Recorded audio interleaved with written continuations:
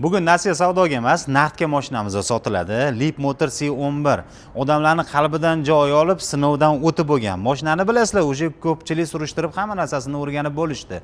Mashinani Merz hadovoyligidan bu. Mashina full pozitsiyada 1100 kilometrlik yuradigan modelimiz. Mashinamizning yurgan masofasi 15500 kilometr yurgan, bor yo'g'i. Mashinani sirazi narxini aytaman, sizlarni zeriktirmayman. 22000 bo'lsa berib yuboramiz mashinani. Mashinaning salon qismiga o'tamiz. Eshiklariga keladigan bo'lsak, bezramishli oynalar turibdi.